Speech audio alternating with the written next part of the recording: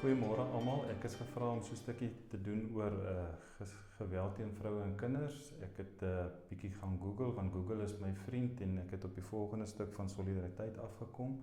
So ek lees dit graag vir julle voor. Geweld teen vroue en kinders kom in skokkende getalle in Suid-Afrika voor.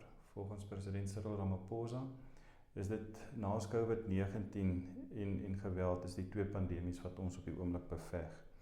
En na die huidige inperkings of verligting op die inperkings is dit iets wat met rasseskrede toegeneem het die afgelope 2 jaar. Dit is moeilik om getalle te voorsien, aangesien dit nie altyd duidelik is of die misdade juist teen die slagoffers gepleeg is omdat hulle vroue is nie.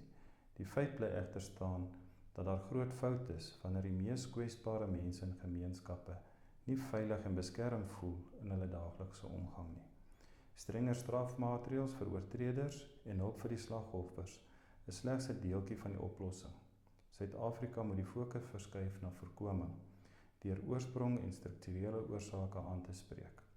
Voorkoming moet vroeg begin deur met jong seuns en dogters te werk en hulle te leer omtrent respekvolle verhoudings en geslagsgelykheid.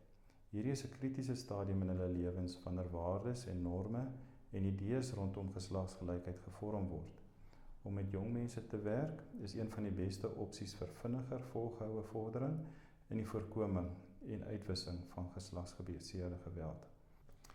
Verder moet daar programme bestaan waar mans en seuns onderrig word om die diepgewortelde ongelykhede en maatskaplike norme te verander wat mans se beheer en mag oor vroue bevorder.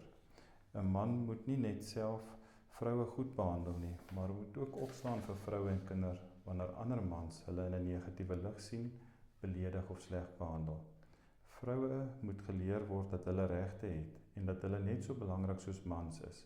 Hulle moet hulle waarde verstaan en besef en weet dat dit nie aanvaarbaar is om mishandel te word nie.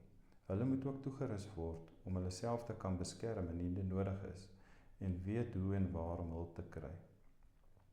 Kinders moet van jongs af geleer word wat hulle regte is en wat dit beteken om kinders te beskerm en wat alles onder kindermishandeling val.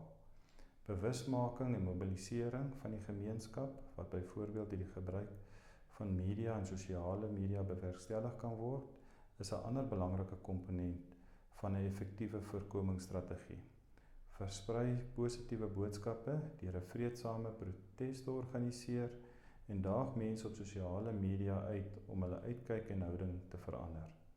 Opleiding is voorkoming en dit begin by die huis. Maak seker dat jy jou kinders die regte lesse leer en jou gesin behandel soos wat jy wil hê almal in die wêreld behandel moet word.